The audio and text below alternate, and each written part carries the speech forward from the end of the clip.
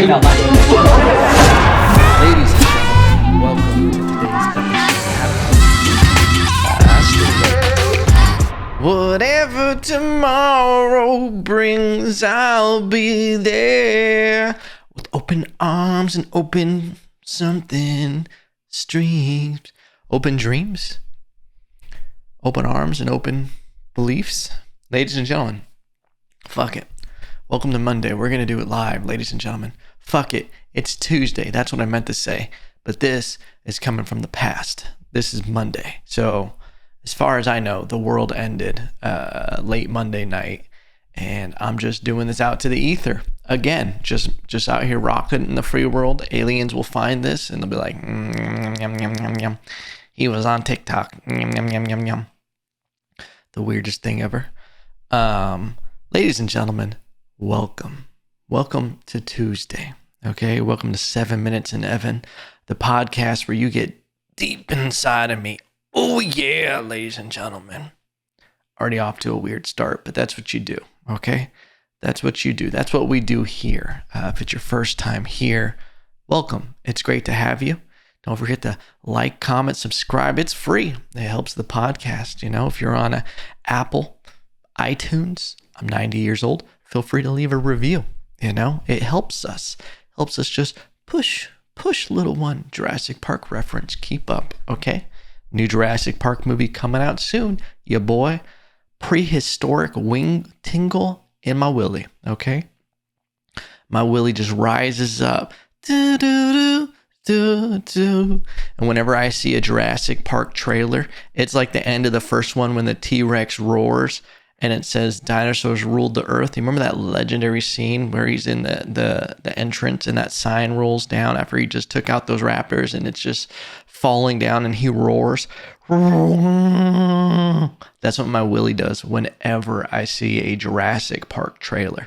I can't help it. I don't even try to fight it anymore. I usually sometimes just unzip to just let, do your thing, buddy. And he just pops out like the fucking alien from the movie Aliens and just fucking, he does his thing. Anyway, I'm excited for Jurassic Park. If you don't know, that might be my all-time, maybe second favorite trilogy. It's hard when people ask, what's your favorite movie? Because it's like, well, pal, you're not that guy, pal. Okay, you can't put me in a box. No one puts Baby in the corner. So it's got to be a few of them for me, and they're the classics. I think Jurassic Park is one of those classic trilogies that was kind of, I don't know, kind of like broke society when that shit came out. It just blew everyone away. I don't think dinosaurs had been done so well as Jurassic Park. And I don't think anything outside of Jurassic Park has done well. Name another dinosaur movie that is, isn't that crazy to think that there's never been another successful dinosaur movie? They have just cornered the market. You could say Star Wars, was the first, space alien movie, but we've had probably thousands of those. And we've had probably hundreds of successful ones. There's been so many different. It's Star Trek. Star Trek came up and just put the dick on the table and went, hey, yeah, that's all cool and all. And you can have these few movies, but we're going to do all these shows. In reality, Star Trek has put its dick on the table and kind of took over, if you think about it. Okay, I know Star Wars has a bigger cult following and everything, but Star Trek probably has many more hours of content available compared to Star Wars. Because you remember for the longest time, it was just 3 movies. They were just riding that wave of those 3 movies. And people would always be like, Empire Strikes Back is the greatest movie of all time. Okay, relax. It's okay. It's okay. The real winner of Star Wars is the composer. That music, second to none. But I don't want to digress too much off my initial point. Welcome to the Rabbit Holes podcast. If I can go back in time, I would have renamed this the Rabbit Hole podcast. because and I would just have the dopest logo, like a little furry rabbit with my face on it, jumping down a hole. The Rabbit Hole Podcast. I mean, fuck it. 7 minutes in Evan, it may not stick. The landing. Listen, but this topic is name another successful dinosaur movie. We have so many space movies. We have so many every other kind of genre of music, movies. Sorry, I had a stroke mildly. But there is no other successful, unless I'm fucking blanking completely, no other successful dinosaur movie. And maybe it's a budget thing, but I find it hard to believe we can't find, with the talented writers that we have in this world, we don't have another dope dinosaur story. It's just Jurassic Park. It doesn't even have dinosaurs in the name. It's just a period of time. I didn't even copyright it, you know? Because you know what? And listen, you're probably saying, Evan, there's been tons that have tried. I know that. Trust me, you don't think I've given every one of those shitty sci-fi movies a chance where they're like, they're going time machine back in time, and they show up in a prehistoric and it's just like shitty animated dinosaurs? Listen, there's nothing more disrespectful than when special effects are terrible. I'm sorry. And this might be the reason why, but like, don't even attempt it if you're not going to try to do it right. All right? Because I'll see a movie now, and if there's bad graphics, like they have either like some wild animal, you know, sometimes they add it in. I was just watching the TV show Outer Range, great movie, or a great TV show, I should say, on Amazon Prime. There is a, I can't even think of his name, the main actor. He plays Thanos. He's a phenomenal actor. There's a scene where there's a bear in it, and the bear is completely animated. And I'm like, this is disrespectful that you're trying to tell me to stay in this story when you got some bullshit like that going on. It was like with fucking The Walking Dead. I used to remember watching it, and sometimes they would do like a a bullet wound or a shot, and I'd be like, you're gonna disrespect me by showing me this fake fucking blood fall down this person? And I'm like, what did you guys like spend all the money on Negan? And then it's just like, we had $20 to animate this whole episode. You know, it's just disrespectful, dude. Listen, going back to The Walking Dead, that was the greatest show to me for a while. I remember I thought that when season 2 was coming out, that was the first season. I didn't catch it when it first came on television. So I was able to catch up on an entire season of it.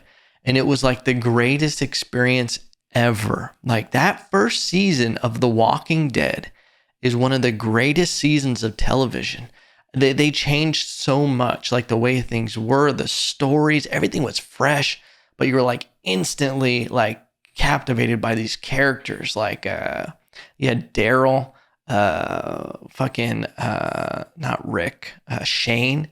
Shane is, John Bernthal plays him. Shane is one of the greatest character arcs of all time.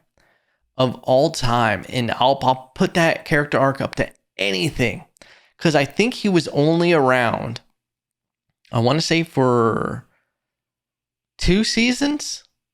Was it just 2 seasons that Shane was in the show? 3 tops.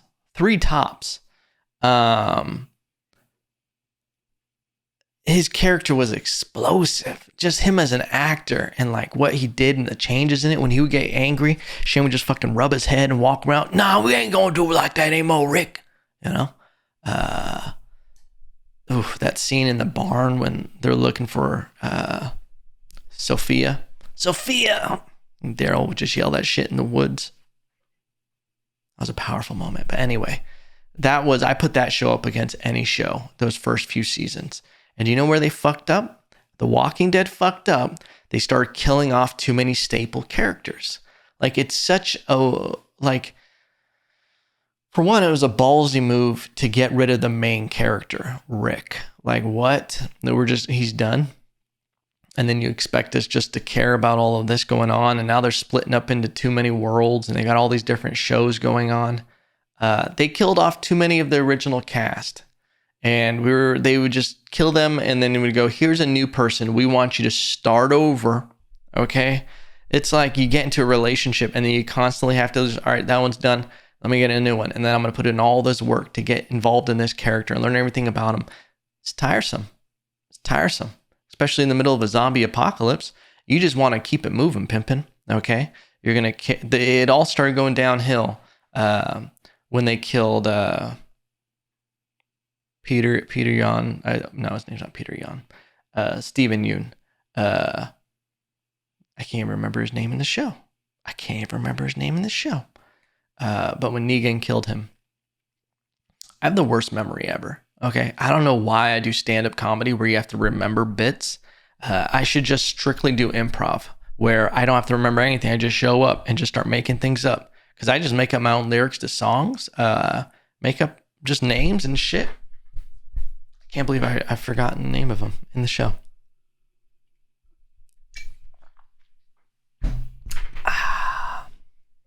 Anyway, ladies and gentlemen, we've talked too much about TV shows and movies. I'm sorry, this podcast is just turning into that. I just love them, okay? I'll just be real. I just love them. I just watched the M Night Shyamalan Old. If you haven't seen it, I recommend it. Did it get the best reviews on Rotten Tomatoes? No, but I think people are just stupid, okay? People are just stupid. I feel like movie reviewers especially, it's cooler to review a movie in a bad way. You don't want to give them that good review. You want to become high class and snobby and just fucking review a movie that's good. You know, like this side of good movie is something where it's just this super indie film that you don't even realize you're kind of watching a movie. It's almost like, you know, when like indie films are like just like imitating real life. And it's just like they're not acting that much and it's all subtlety and like left open for interpretation. That's when a movie pisses me off. I got to be real with you. When a movie ends with an open end of you don't know what really happened, nothing infuriates me. I'm like, I didn't come in this goddamn theater to do a make your own adventure. Okay? Enough. I'm here for your story. I'm not trying to I'm not helping you finish this movie, okay? It's like when these self-help books, they have like one word written on each page and it's just like, the rest of the book is for you to fill out. And it's like, oh, cool. You just sold someone a $20 journal. $20 journal. Like, oh, you do the work. And you're like, oh, how clever. No, it's fucking lazy, all right? When I go to a movie, I want you to tell me the story, okay? I want there to be a start. I want there to be a middle. I want there to be some twists and turns, and I want it to give me satisfaction at the end. And sometimes these movies don't do this, and sometimes books don't either. But here's what's great about M Night Shyamalan Old, is it takes a book that was very open-ended and didn't necessarily have a definitive story ending or closure. And M Night Shyamalan said, nah, let me just fill in the gaps real quick for you. And they went ahead and did that with that movie. I loved it. I thought it was great and original. I get bored of movies. I get bored of being able to guess plots and just the cookie cutters. So if you have good movie recommendations, send them to ya boy. Send them to ya boy. And I'm not talking about like, I mean, maybe if it's like a funny rom-com, I'll take on a rom-com, but like those are more of like white noise to me, like background noise that I can just like put it on and veg out. Okay. It's like watching Cops or something stupid like that. You guys remember Blind Date? That was like my go-to dumb shit. Remember when we thought TV was real? Like, I don't know if you remember Blind Date, thought that was real for a while. Remember they had the little bubble pops? That was like the internet before the internet. That's like what TikTok is now. The show Blind Date and Jerry Springer, all that shit was just Instagram and TikTok for back in the day. Okay. And people would put it on and just like veg out to it, and they would just distract themselves. It was just shit TV. Now we got shit social media. Anyway, ladies and gentlemen, welcome. We're going to actually start this podcast. What? Halfway through it. Keep up. Okay. Great weekend. Had a great show. Friday night, produced a show. I love it. This is something I thoroughly enjoy. I love booking other comedians. I love giving them opportunities to get in front of a good crowd and to do their thing. Make them feel good and make them feel comfortable. And I also like booking funny comedians. Like, I love seeing a comedian kill. I don't know why, but I stand back there and I watch them killing. And it's like that little meme of that kid who's just sitting there on Christmas morning with his little cup of cocoa, and he's just like, like a proud parent. I just like, like, you love to see it. You love to see people do good. And it inspires you. And I love seeing, because the thing is I'll see comedians doing spots and even open mics and stuff like that. And it's not their best material. Sometimes you do those just to work on new material that you don't know works. So you gotta go do open mics, and you gotta, like, work on new jokes, things, and you gotta take chances. But when it gets to showtime, baby, you want to talk about practice? You want to talk about practice, coach? Like, that's when you bring your A game. Is when you got a live crowd and you're like, this is when I'm going to give you the hot 10, It's great to see comedians do that, because sometimes if I'll be watching comedians perform, and it's like they're just trying out these new jokes and they're trying to get a read on the audience if this is funny. But then when they get in that groove of they're just hitting them with joke, it's great to see. Had a great time. I'm gonna start trying to produce more shows in Austin. I just enjoy all aspects of doing comedy, from booking comedians to thinking of, like, marketing and promoting it, actually running it, solving problems. Your boy's a problem solver. Okay, the last time we produced a show there, the mics were too low, the lighting was terrible. We fixed all that. Okay, now there's certain things I wanna produce more with it. It's just gonna get bigger and better, ladies and gentlemen. Hopefully, you never know. And here's why. Coming around the corner now, are we on to our next world pandemic, ladies and gentlemen? The first time mentioned on this podcast, we have a new, hot, sexy disease on the rise. No, it's not gonorrhea. It is monkeypox. Ladies and gentlemen, monkeypox. Yeah. It was unveiled over the weekend. New virus, who dis? Is monkeypox. The media, the news, they're trying to push for it. They're trying to get people riled up and be like, oh, this is a new one. We should all be worried about it and everything. And listen, I need you guys to listen to Evan. Okay, look at me. Listen to me. You don't have to be worried about this. Okay? Fear is a tool that they're trying to weaponize.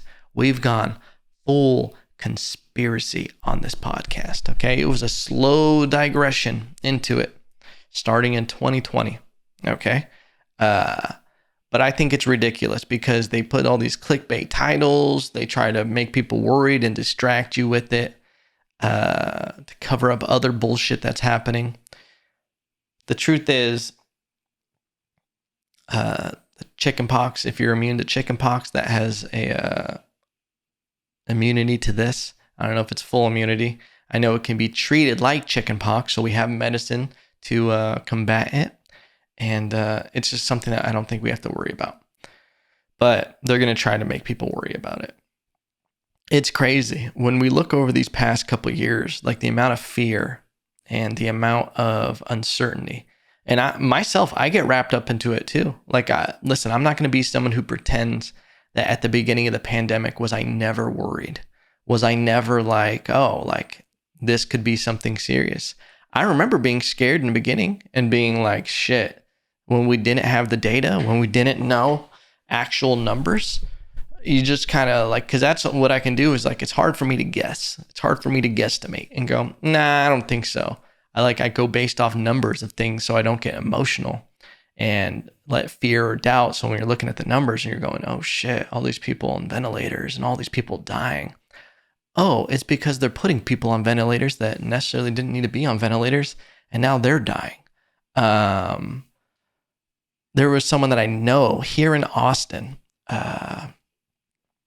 that he had a bad case of pneumonia with COVID, and the doctors, because he was like hallucinating, he was so bad that I think he had a what kind of disease is it called? Immunodeficient. He was at risk, and they called his wife to give them the approval to put him on a ventilator. He's in the background screaming, no ventilator, no ventilator. And she was like, what's the chances of him living if he goes on a ventilator? And they were like, it's not gonna be good. And then she said, what's the chance if he doesn't go on the ventilator? And they were like, it's like slim to none. And she goes, and she literally could hear him screaming, no ventilator, no ventilator. I'm gonna die. Like he was saying that. And she goes, no ventilator. Well, he ended up living because he didn't go on a ventilator.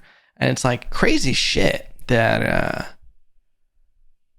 you just hear about. That's just this common practice, and there's no one held accountable for any of this stuff, these mistakes that were made when people like early on were treated like freaking lepers and just like, oh, outcasts, and oh wow, you're a fringe conspiracist and all this stuff for just even questioning anything.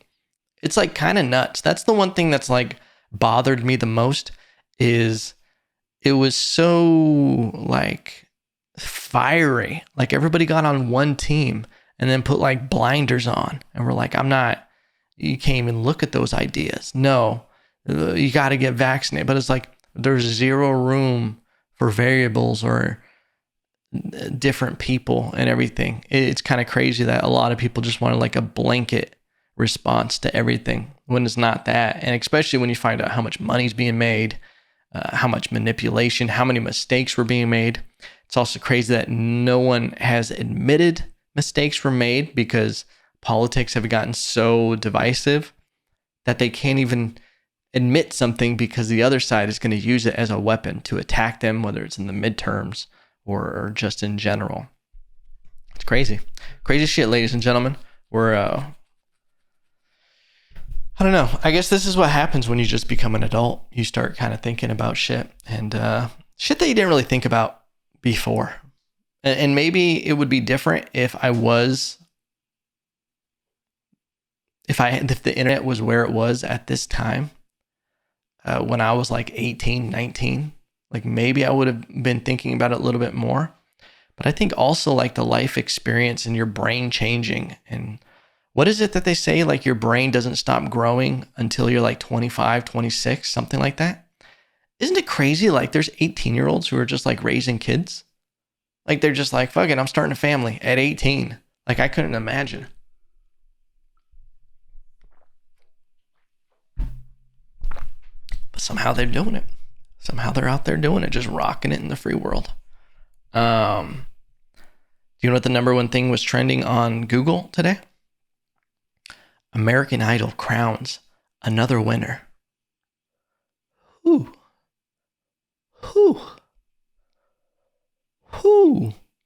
gives a shit about American Idol, ladies and gentlemen? How?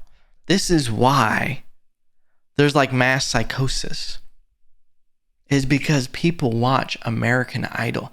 I got to be honest with you. I know this is going to burn some bridges.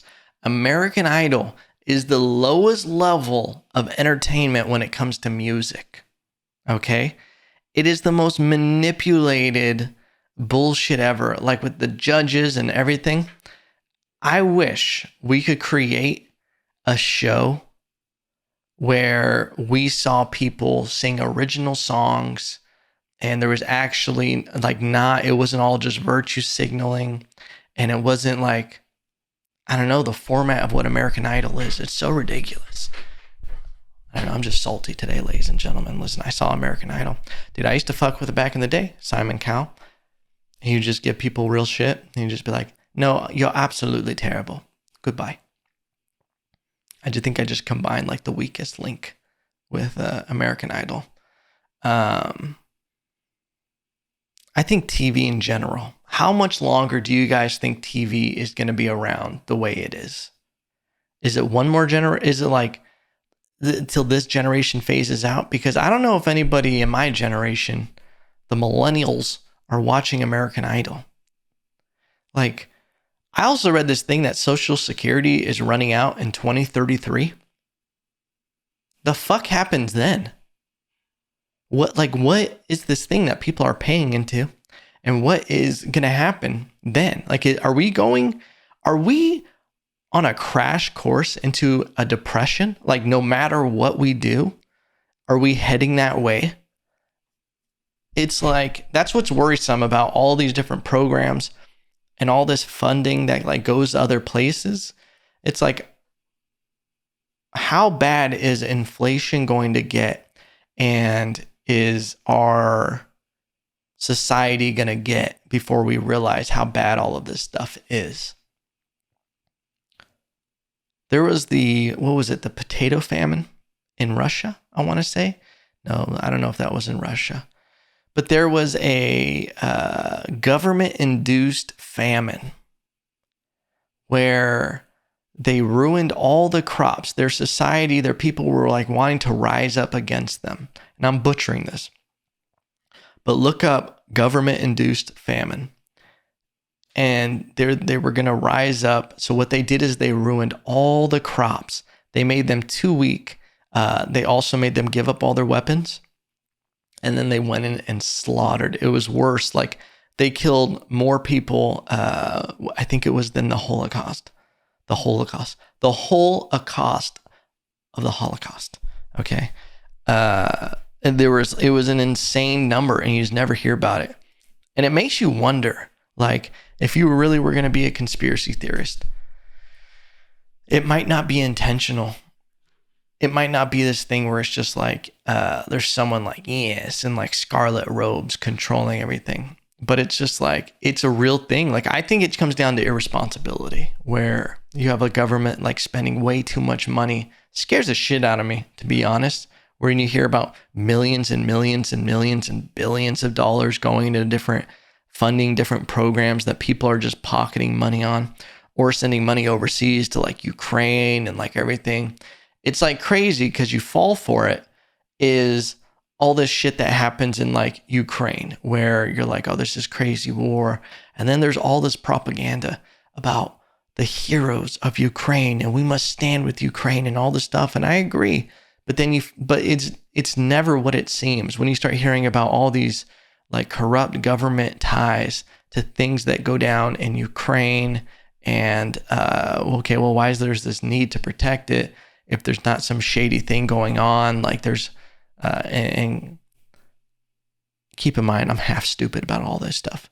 But it's just like, whenever there's something pushed, it's just like, now I've literally been forced to become a conspiracy theorist. I knew conspiracist sounded weird. But yeah, it's just interesting. And it is, honestly, it is a crazy thing. Like, slowly money is becoming less valuable. Isn't that nuts with like inflation? And listen, I keep preaching it. People don't realize, because they're not being hurt by this as much as I am. Chicken wings are up to $6.99 a pound. Okay? That's more than what gas costs out here for chicken wings. Those used to be the throwaways. Like, they used to have chicken wings because they were like, and these are the little parts of the bird, we can sell them. But now, chicken wings. Dude, you try to go get a 6-piece chicken wing. I paid $12.99 for a 6-piece chicken wing. Was it worth it? No. They overseas and got the lemon pepper. Terrible, okay? Terrible. It's a real issue. bringing in this fucking... that's a couple things. Listen, you want me to break down my conspiracies that I got? I got a conspiracy that they're trying to run me out of town with my chicken wings. They're trying to make our society a more boneless wing friendly community. And it's not worth it. It's not what we want to do. We're giving up our rights as Americans when we give in to this kind of boneless wing shit, you know? And then also, they're trying to raise the gas prices to get everybody driving electric cars. Listen, you combine a hybrid and some boneless chicken wings, you even a man anymore? You ain't going to want to protest or rise up against any government when you're driving around eating boneless wings, driving a hybrid. Okay? That's all I'm saying is look into it. Okay? And ladies and gentlemen, I hope you enjoyed this episode. We were all over the place today, but that's what we do on the Rabbit Holes podcast, the RHP. Man, it even sounds good. God damn it. But ladies and gentlemen, I love you guys. Thank you for listening to this episode. Don't forget to like, comment, subscribe. Helps the podcast and it's free. Reviewed on iTunes and Spotify. And even Amazon Music. I'm on there, bitch. Remember, no matter what, I still love you.